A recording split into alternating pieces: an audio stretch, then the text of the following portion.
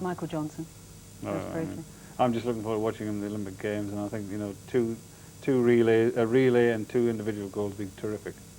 Thanks very much, Brendan. Well, that's it from us on a night when Roger Black lowered the UK record for the 400 metres. Frankie Fredericks nearly got a world record, but sadly, Sally Gunnell has got more problems. Join us in Stockholm on Monday. It should be a cracking Grand Prix meeting. Join us then. Bye-bye from us all here.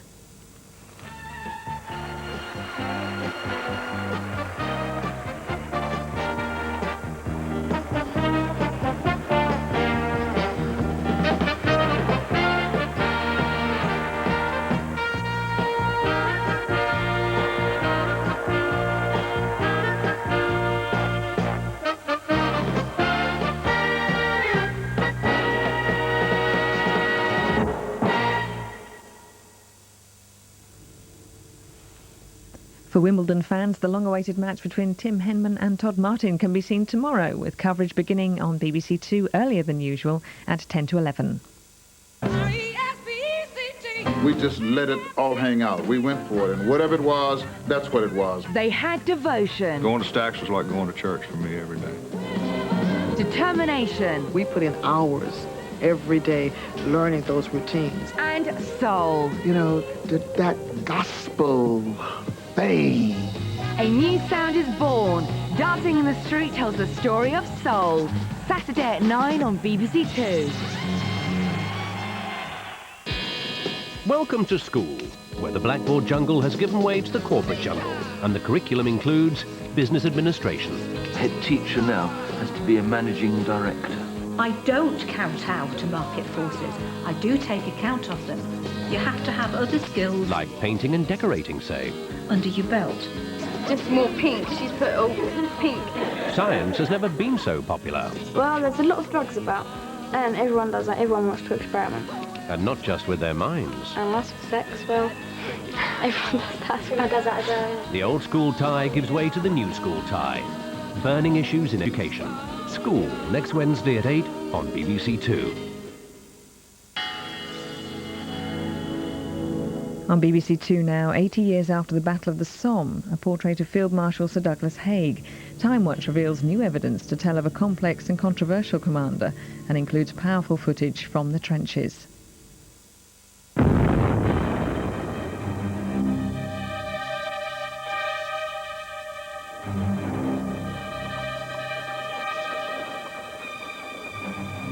When Field Marshal Douglas Haig was buried in his native Scotland in 1928, he was a national hero, revered by public and veterans alike.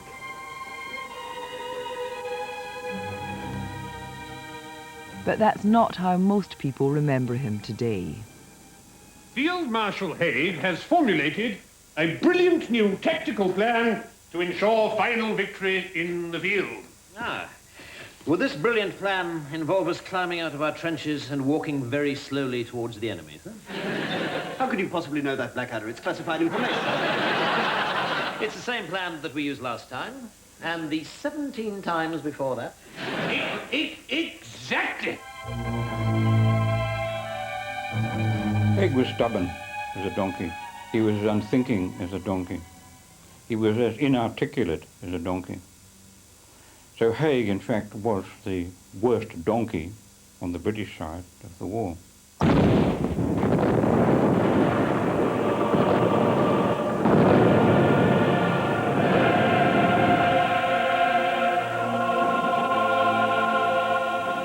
The First World War is remembered for carnage, brave men sent to their deaths by incompetent officers.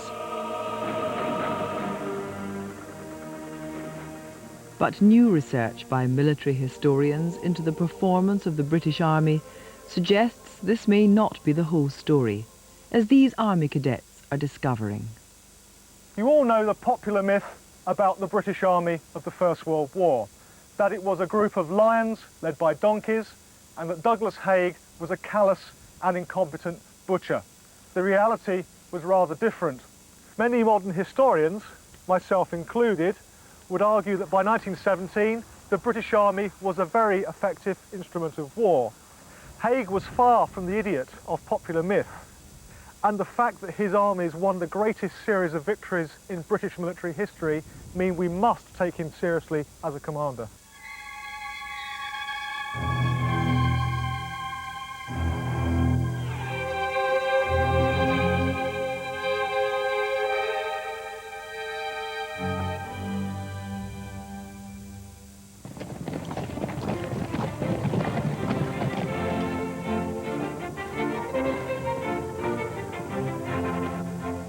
Douglas Haig's ideas on fighting campaigns were forged during his years as a cavalry officer in the Sudan and South Africa. They were reinforced here at British Army Staff College, where, unlike most of his colleagues, Haig took his studies seriously. But he did come from the same background as his fellow officers. Haig was wealthy and upper class. At Staff College, Haig was taught not to shrink from the attack. Battles were planned and executed in set stages. After the enemy had been worn down, the cavalry was to break through their defensive line in the final sweep to decisive victory. But war had changed. The First World War is the first war in modern history, the first war in any history in which two great industrial powers are pitted against each other. And modern industry can produce killing weapons in prodigious numbers. Weapons like the machine gun, the magazine-fed rifle, artillery using axial recoil, which means you could fire shells very rapidly. If you look at the introduction of barbed wire as stopping forces on the attack, the whole balance in warfare has moved away from the advantage being with the attacker to the advantage being with the defender.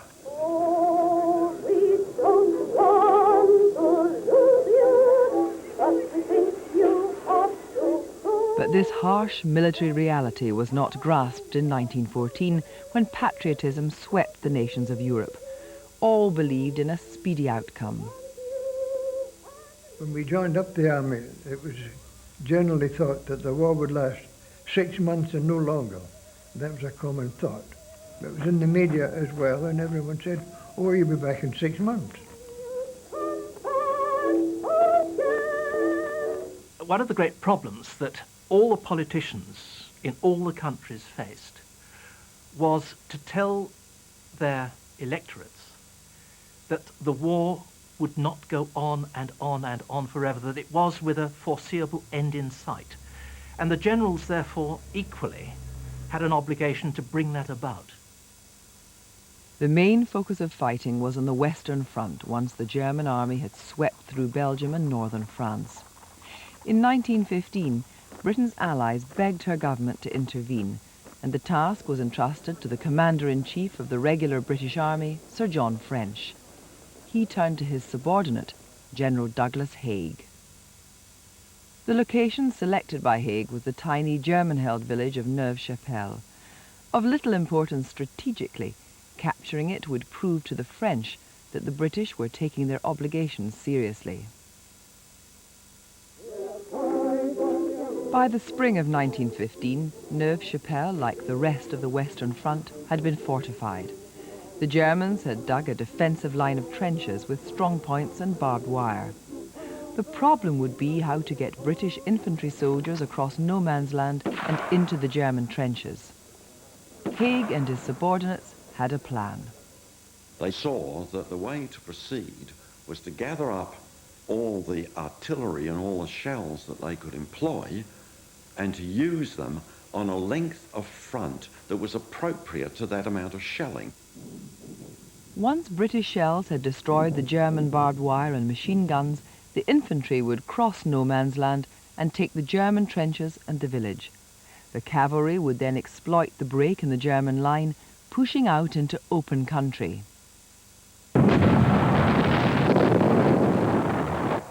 The British bombardment took the Germans by surprise, but the artillery was inaccurate and the enemy defences were not neutralised. The British infantry succeeded in taking the village that morning, but there was no chance of a cavalry breakthrough. The Germans brought in reserves at the last minute to set up another line of defence further back. By the end of the three-day battle, important lessons had been learned by both sides. The Germans needed more trenches and deeper defences, and Haig, having seen the power of the artillery, believed he needed more guns, more shells, more men, and a wider front for the next big offensive. He drew the conclusion that more could have been accomplished, and that therefore what they had to do was to do Neuve Chapelle better in order that they could actually achieve a breakthrough. By the time the opportunity came for a big offensive, Haig had taken Sir John French's place as British Commander-in-Chief on the Western Front. The strengths and weaknesses of his character would affect the running of the war and seal the fate of his army, now numbering almost 1 million men. The general headquarters for this rapidly expanding army was in the small provincial town of Montreux. Haig himself lived and worked in nearby Château Beaurepaire, 40 miles behind the front line. On taking command in December 1915, he confided to his wife, "My darling Doris, all seem to expect success as the result of my arrival, and somehow give me the idea that they think I am meant to win by some superior power. While doing my utmost, I feel one's best can go but a short way without help from above. Your loving husband, Douglas." He saw himself as the instrument of God. And again he said this, that God Almighty would see him through his various battles. Well, God Almighty had no more knowledge of what was going on the Western Front than Haig did. And to rely on God Almighty really was a pretty false read at that time. And for Haig to say that God was at his right shoulder or his right arm and helping him, well, that's a form of blasphemy. The very fact that he is commander of the British Army and the British nation being God's nation means that he has been selected by God to lead the British Army to victory. This is the way he sees his position, and part of that belief in authority is to be remote from those you command. And if you look at it from the point of view of the people he commands, the men admire an officer probably much more if he has an air of superiority and distance about him. Oh, looked very smart and well. Yes. I was a good-looking chap. He looks every inch a soldier, every inch a commander. He looks a capable man, you know. He didn't ever go up to the front line. He didn't go up to the trenches and dirty his boots. Haig had no comprehension of what he was sending men into. A great commander knows exactly what he's sending his men into, as later commanders, such as Field Marshal Montgomery did. But Haig didn't. And this was partly because of the extraordinary way in which he lived at Montreuil-sur-Mer, where he had his headquarters. There was absolutely no purpose in the commander being close to the front. He couldn't see a thing. He would be seeing only a few inches, in effect, of the total picture. He had to be somewhere where he could see as much of the total picture as he could. In other words, he had to be at a communications centre where information from over this huge front was coming into him. Haig's remoteness from the day-to-day life of the front was partly inspired by his own notions of the role of a commander, as recorded in his Staff College notebook some 20 years earlier. In order to command, it is necessary to foresee. The chief duty of the higher command is to prepare for battle, not to execute it on the battlefield. After having clearly indicated to subordinate leaders their respective missions, we must leave the execution to them. That sounds like an almost perfect recipe for the command style of modern armies, whereby you give somebody a mission and you leave them to work out the details how to achieve that mission. But we have a problem with Douglas Haig. He is not good at orally communicating. So you, in some respects, have got the worst of all situations with Haig's planning. He has a general plan. It is his intention to stand back and not get involved in the details. Yet he does interfere. His subordinate commanders are frightened of him. And yet frequently when he has identified things that they are doing wrong, he stands back and doesn't try and correct them. Now, that strikes me as being a recipe for military disaster.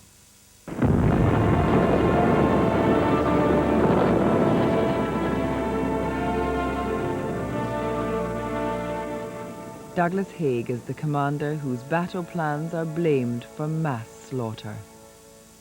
You look surprised, Blackadder. I certainly am, sir. I didn't realize we had any battle plans. Well, of course we have.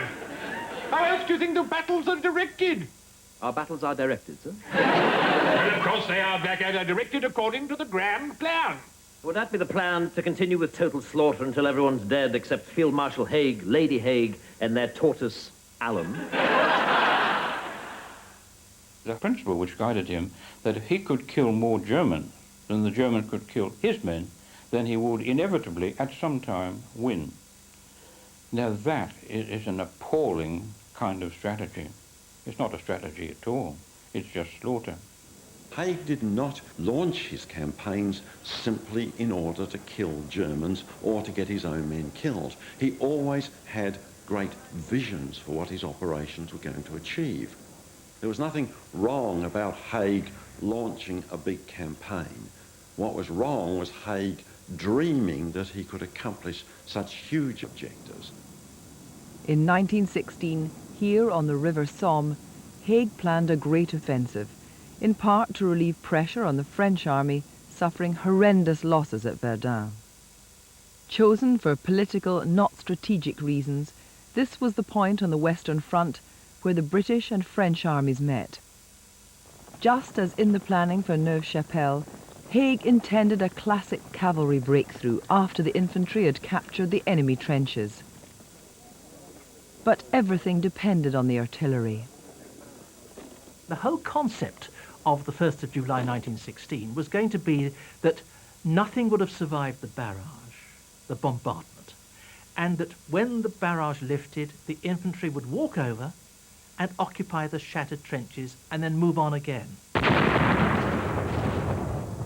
Shells were coming all day long and all night long. Oh yes, it was that. It was a real bombardment. Yes. Yes, the gunfire would tell them. We knew something was happening, all right.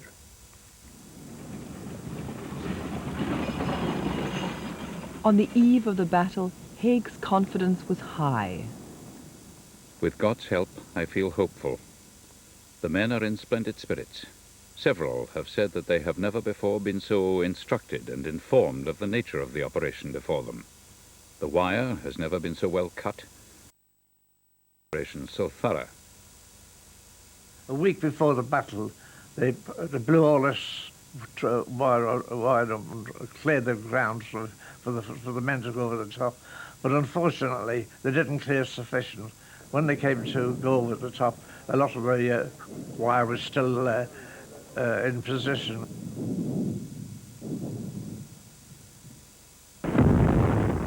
At 7:20 a.m., several huge mines signaled the beginning of the attack. We climbed up the fire step and went forward. Well, no one told us there was going to be an onslaught. Well, you just going up over the top and you went forward, you listened to the guns going and your friends next door to you. But this chap on my right, I was talking to him 1 minute and the next minute he wasn't there, he was somewhere behind, what's left of him. But you just had to go through the barbed wire if you could get through. If your kilt caught on it, well, you just left your kilt on it and went straight forward without your kilt. But hell let loose from both sides.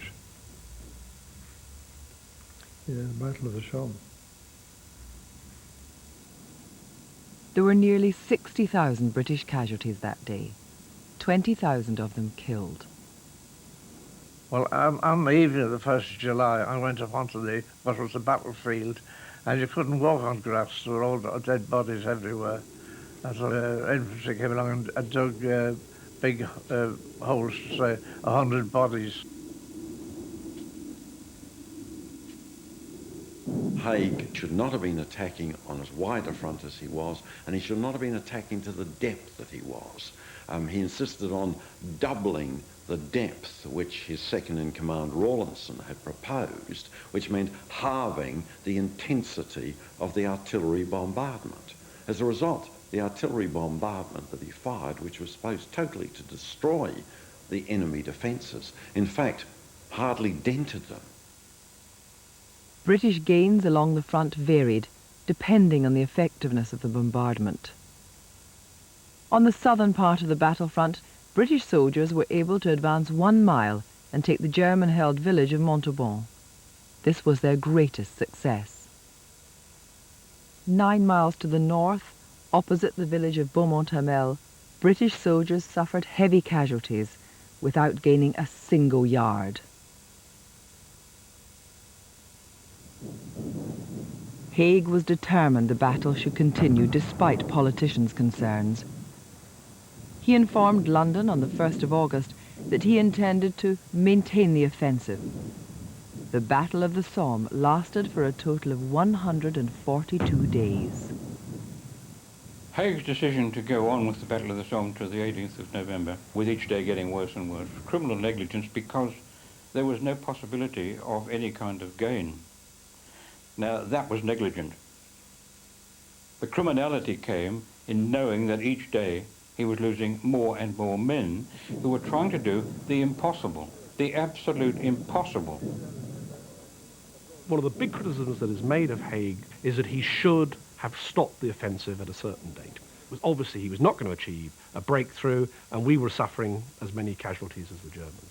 One of the reasons why Haig doesn't do this is because the intelligence picture he is getting is that the Germans are being worn down, and one more push and you're going to break the German army. Haig's belief in a German collapse was fostered by his head of intelligence, John Charters. Charters tended to put the view that the glass was half empty rather than the glass was half full. As his appreciation, he put it forward. He was also highly conscious that Douglas Haig was bearing an immense burden. And he tried to lighten that burden by putting a little bit of an additional spin on the information he gave. And the result was that continually Douglas Haig was coming through with an opinion that the Germans were actually nearer collapse than they were. Charters begins to interpret his role as not to find out what is actually going on with the German army and how to win the war, but rather to provide Haig with the evidence that the war is in fact being won. The result of that being, of course, that there is no reason then to change what you are doing. During the 4 months of the campaign, the Germans suffered such losses that their commanders decided to withdraw to new lines of defense up to 20 miles back. And despite heavy casualties, the British Army gained some hard experience. In many ways, the Somme was the most important campaign the British fought in the First World War. This was the battle which turned the British Army from being a group of amateurs into a fairly hard-bitten and very effective army. No one can visit the Somme battlefield without being impressed with the magnitude of the effort made by the British Army, so that credit for pluck and resolution has been earned by men from every part of the empire. Although new to this terrible game of war, they were able, time and again, to form up their commands in the darkness of night, and in spite of shell holes, wire, and other obstacles, lead them forward in the grey of the morning to attack these tremendous positions. To many, it meant certain death, and all must have known that before they started. He once said, there is nothing more difficult than to go on planning knowing that whatever you plan is going to cause men to die. But it had to be done. And he was prepared for it, and he was prepared to take the punishment and bear the strain of it. Because after all, the buck stopped with him, and he was prepared to take it. You've only got to look at Douglas Haig to see the immense resilience and endurance of the man, and this is what his troops knew. Well, I thought he was a good commander. If he hadn't sent him over, what would have happened? What would happen? The war would have gone on and on and on and on. It was a war of attrition. Who could stand it the longest? I wouldn't like the responsibility of sending people to their death. I wouldn't like that. No, I certainly wouldn't ask anybody to do a job where they're going to get killed. I wouldn't like to do it myself. But if someone had to do it, to accept the responsibility.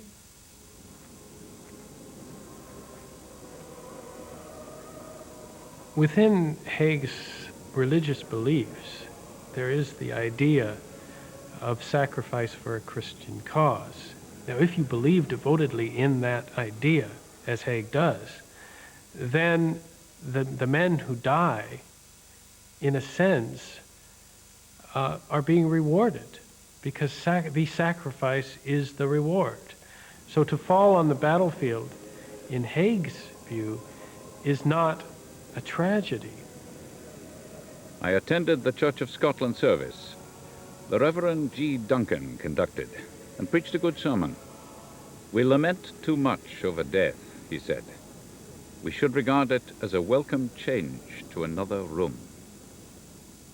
The great danger with Haig's religion is his assumption that his men have the same devout religious beliefs, and therefore that his men are going to death as comfortable with this sacrifice as Haig himself is. Haig's view on death was a very, very simple one, that there were going to be enormous losses in fighting the German army. The British had to take the whole brunt on themselves. He was quite conscious of this weight, and he knew what it meant in terms of casualties. If you are content to believe that heavy casualties are inevitable, they will indeed be inevitable. This became a fixation, so that Haig and others fully expected that no matter what they did, no matter what tactics they pursued, there would be heavy casualties among our own men. This fixation was to me not only stupid, but criminal, in that no other alternative was conceived.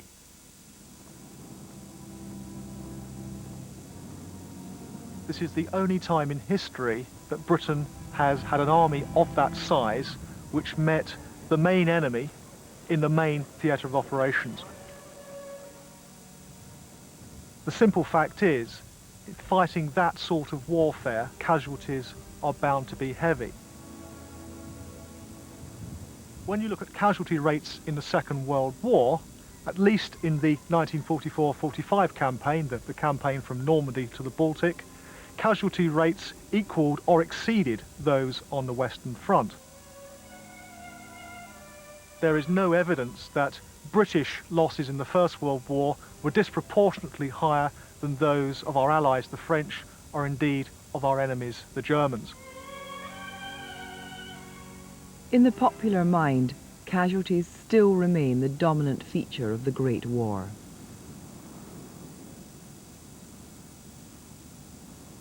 Haig had accepted that casualties would be high when he was planning the Somme campaign, and a memo to the press had been issued in advance of the battle. Together with patience, the nation must be taught to bear losses.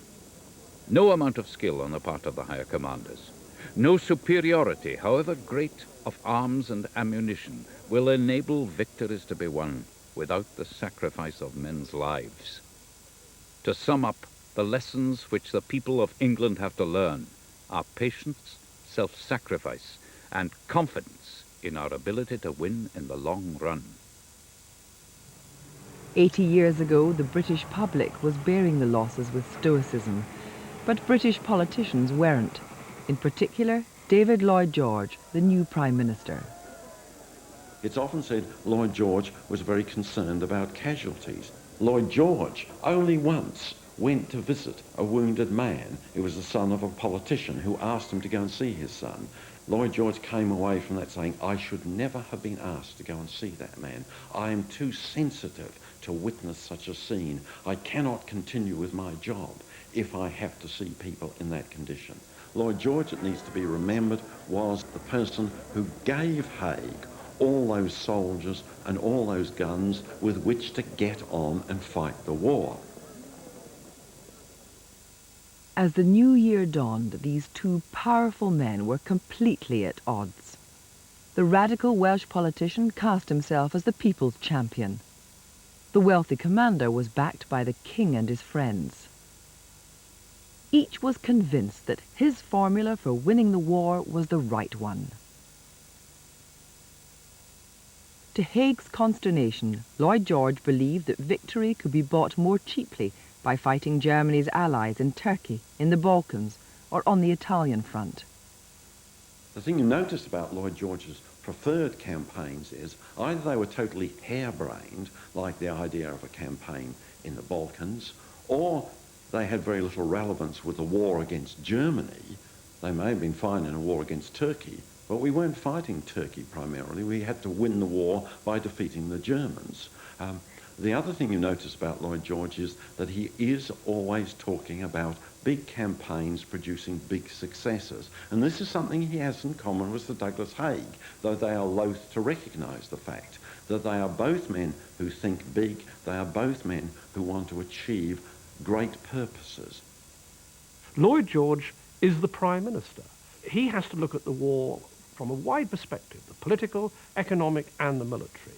And Douglas Haig and the military frequently forget that they are but one part of the war effort. I mean, a crucial part of the war effort, but they are but one part of the war effort. The politicians are going to have a say. They have a constitutional right to have a say. Although he couldn't get rid of Haig, Lloyd George set in motion a scheme to seriously limit his power. Having done a secret deal with the new French commander, Robert Nivelle, Lloyd George set up a conference in February 1917. Haig arrived to find that the Prime Minister had arranged for the British Army, including Haig, to come under the direct control of the French. The aftermath of the Calais Conference probably reveals Haig at his most dignified. He has, after all, suffered probably the worst indignity that a British commander-in-chief can suffer, being betrayed by your Prime Minister and being placed under the command of a foreign general.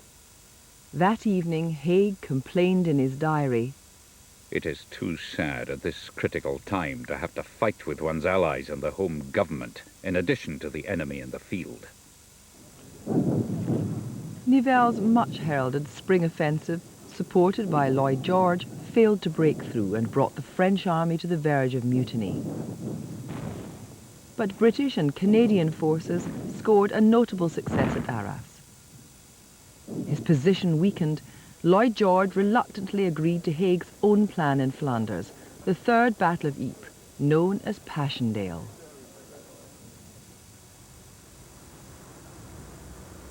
The quiet Belgian town of Ypres was at the centre of the most hellish section of the British front. For almost 4 years it was shelled by the Germans.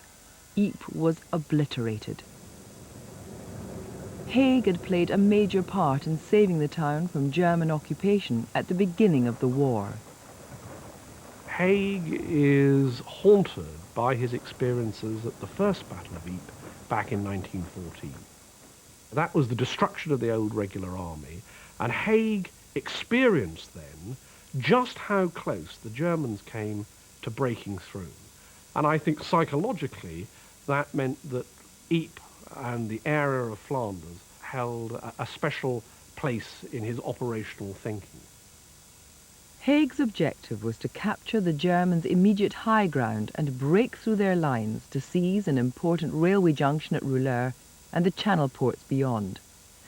A major advance at Ypres could win the war. At Messines Ridge in June, a well-planned and executed attack preceded the main Ypres offensive. 19 colossal mines literally blew the German front line to pieces. We're standing in Passchendaele New British Cemetery, just about at the tip of the British advance in the Ypres salient in 1917. The Third Battle of Ypres, or Passchendaele, is probably the most controversial battle that Douglas Haig ever fought. By the time of Passchendaele, Haig's army was a much more flexible force than it had been only 12 months earlier, and Haig himself had learned many lessons. Haig understood the nature of warfare on the Western Front. He understood that it would be a long drawn-out attritional struggle to wear down the German army. But he never lost sight of the idea that ultimately attrition must end and mobile warfare must begin again. The campaign depended, as Haig knew, on the bombardment. More than 4 million shells were fired in 2 weeks. Then, after weeks of sunshine, heavy rains began on the first day of the battle. The battlefield quickly became a quagmire. The attack bogged down immediately. It was an impossible situation. We lost several men in shell holes because they just fell in and they were drained full of mud and water, you know. And we lost several men that way. Some of the chaps had about 120 pounds on their backs, and if he fell at the side, if he sucked in, they couldn't pull him out because of all the stuff on him. They had ropes and everything, but when he sunk down, these chaps say, "Oh, for goodness sake, shoot me, shoot me, shoot me." And eventually they were just sunk in the mud. They weren't seen again. We were going through where about 50 men had been caught under heavy shell fire. They were absolutely wiped out. It's the first time, it's the only time I've smelt human blood, and it's a most horrible smell. It's a filthy smell. But these men had only just been killed, and we had to more or less just go wade through them, as you might say, to get on, because you didn't dally on a thing like that. Just as at the Somme, Haig's intelligence reported that the German army was on the verge of collapse and he refused to call off the campaign. A series of quick blows almost broke the enemy line, but the German army held out. The village of Passchendaele, originally a first phase objective, was finally taken 3 months later on November the 6th. Was the Third Battle of Ypres worth it? We know that it was an appalling battle for the Germans. We can say that the British learnt a lot about the operational art of war, but I think in terms of Douglas Haig, you have to say that it was a failure. He didn't achieve what his aim was, which was a breakout. I think that he used up the last remaining bits of credibility he had in London, not just with Lloyd George and the politicians, but with many of his military peer group. Lloyd George didn't sack Haig. He couldn't find anyone else suitable for the job, and Haig still had powerful friends. But only 2 weeks after the close of the Passchendaele campaign, at the Battle of Cambrai, technology promised to break the stalemate. Haig's attitude to technology was virtually nil. He didn't understand technology. The horse was always what mattered to him. And he kept large squadrons of cavalry behind the British lines, ready for the push-through, the breakthrough, which he always expected was going to come. One of the myths that surrounds Sir Douglas Haig is that because he was so fond of the cavalry, he must have been simply an old fuddy-duddy, always looking backward, always resistant to innovation and to new weapons. Now, this is quite untrue. Haig would welcome any weapon that he thought would advance his cause. From the beginning, Douglas Haig was enthusiastic about tanks. He ordered 100 within days of the first prototype being tested in January 1916, and he used them on the Somme that autumn. But he didn't believe that the tank was the wonder weapon that could win the war. Now, the problem of the tank is, of course, that the machine gun bullet may bounce off, though in time it won't, but the high explosive shell won't bounce off. So the tank is not going to be an effective weapon until, first of all, your artillery has learned the way of suppressing the enemy's artillery in order that the tank can get forward without being turned into a blazing wreck on the battlefield. The real instance of military obtuseness in the use of the tank is not the British command at all. It's the German command. Why didn't these supposedly far-sighted German commanders pick up on the tank as an important new weapon of war? German commanders put their faith not in technology, but in stormtrooper tactics when they launched a massive offensive across a 60-mile front. They attacked on the 21st of March, 1918, at 6 o'clock. There was a mist, so that helped them, because they were able to infiltrate without being seen, as you might say. Haig and his staff were looking forward to a German offensive. They expected a German offensive because they believed that the British Army was well prepared, that it had learnt a lot of lessons, and that the Germans would attack and would be badly chewed up by those British defences, to the extent that Haig seriously believed that this would then enable him to go on to the offensive. Within 10 days, the Germans had forced the British back 40 miles.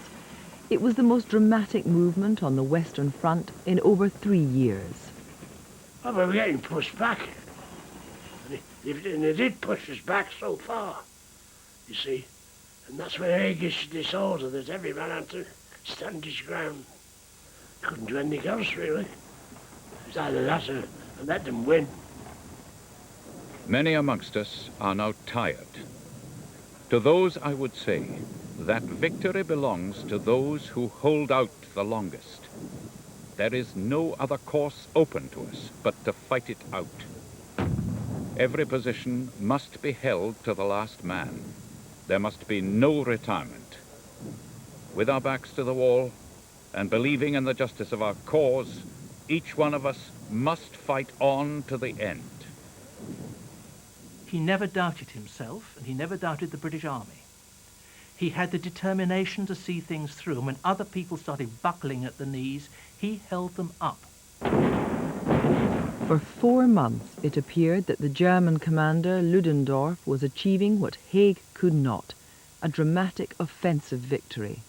Ludendorff produces striking success. He gets his army forward 40 miles, and by the time it's advanced 40 miles, it has outrun its artillery and it is naked to its enemies, and it is suffering prohibitive casualties.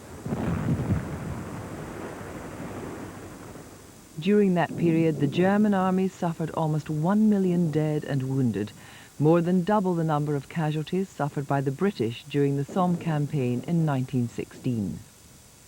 Ludendorff had not learned what was slowly dawning on Sir Douglas Haig and had become the general pattern throughout the British Army.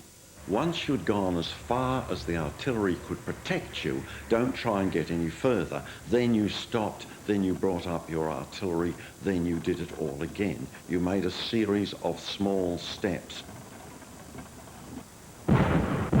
New research by historians shows how by the final months of the war, the British Army had become phenomenally effective in its use and understanding of artillery. Not just more effective than the Germans, but more effective than its own allies.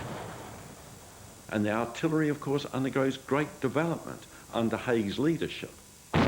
He's doing what a good commander should do, allowing his experts to get on with the job of being expert, of employing the weaponry, of developing the weaponry and making it possible for them to bring those weapons to the battlefield where they are needed for the appropriate moment.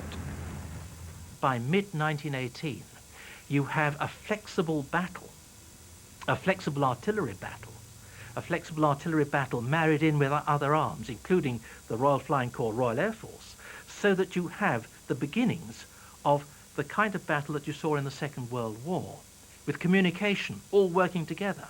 And in 1918, you get an artillery, infantry, tanks, and aircraft attack, which the Germans cannot deal with and cannot answer. From his mobile train headquarters, Haig set his sights on the greatest obstacle on the Western Front, the legendary system of German defences known as the Hindenburg Line. Making full use of canals and high ground wherever possible, the Germans had built the line after the Battle of the Somme in the winter of 1916. Up to 10 miles deep, the system of defences was considered impregnable. Oh, it's very strongly fortified with barbed wire and trenches and everything. And I don't want a trench and another trench with barbed wire. Very, very strong. I don't think the Germans ever thought that we'd break through. But by that time we had a tremendous amount of guns, gunfire and everything else. They always break through quite easily, really. As far as I was concerned, it's quite easy. We just followed the barrage and we were over, and we never got any fire or anything. It was amazing. The new form of integrated attacks with limited objectives brought a startling victory. Within 10 days, Haig's armies had broken through the various lines of the Hindenburg defences into the open fields beyond. On October 15th, Haig came to savour victory at the St. Quentin Canal, the old German front line. And the breakthrough, the Hindenburg line, that was a big breakthrough. When we broke through there, that was the beginning to the end. Morale was high, yes, really. I think we could see that we were going to win. What we are seeing in 1918 is a decisive battlefield victory, because Haig has given up the notion of his great sweeping advance, and therefore is being obliged to fight the sort of battle that the British Army can fight and can win. Now, I know that the reluctance to take this view on board is so entrenched because people are so obsessed with Haig and his failings that they cannot believe that an army under such a command could do well. On the 11th of November 1918, the war ended. Maybe she still is true to you and true to the rest of the army too. Dinky, dinky, parlez-vous. Haig didn't win. He was there at the finish. He was the only general from 1916 who was still there in 1918, because all the others had gone by natural wastage or because they'd been removed, and in most cases very fittingly removed. He was the only one still there. After the war, Haig was received as a hero, and a lot of people who defend him say, well, yes, look, the people loved him. Look at the way he was lauded back in Britain. The British public would have cheered Charlie Chaplin if Charlie Chaplin had been in command of the army. They were not cheering Haig, they were cheering the end of the war. They were cheering their release from this appalling abyss into which the country had fallen on the Western Front.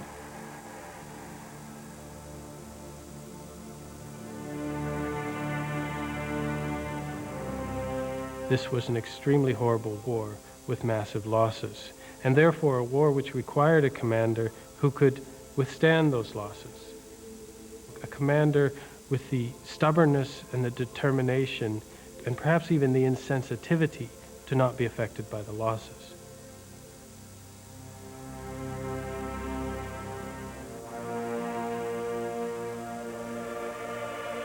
Douglas Haig's fate was to lead the British Army at a time when industrial power brought killing on a scale hitherto unimagined. That same technology brought Haig victory, but at the cost of 723,000 British dead and more than 1.5 million wounded.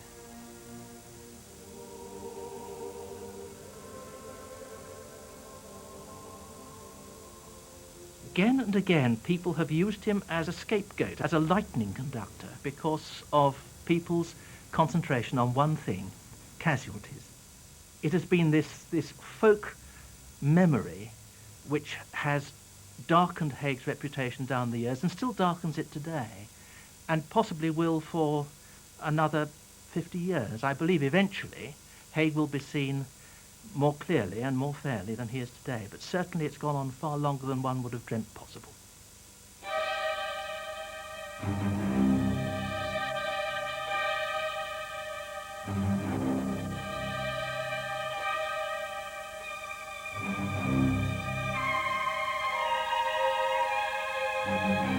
There's a new series of Time Watch beginning on BBC2 this autumn.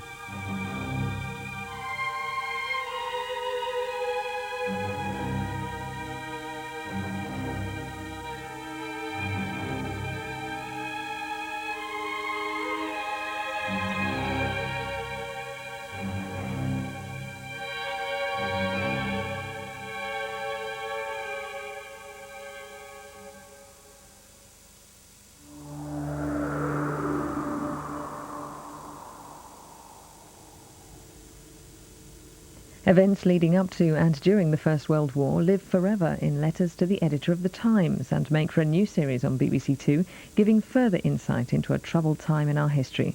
Sir begins a week tomorrow at 7:30.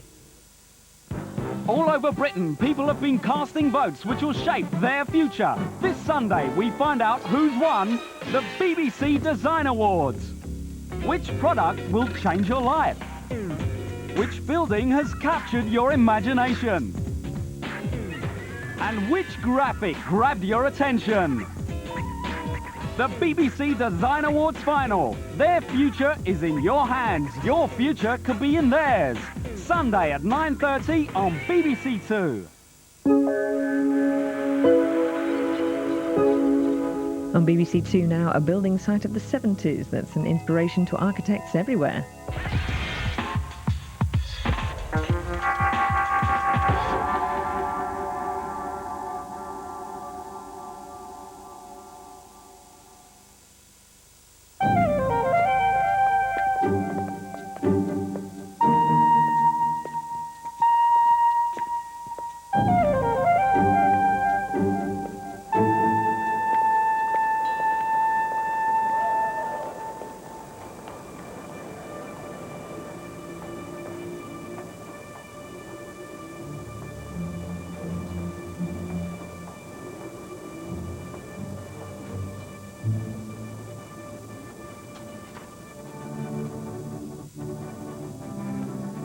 In the 1960s, many provincial English towns decided to change their image from market town to metropolis.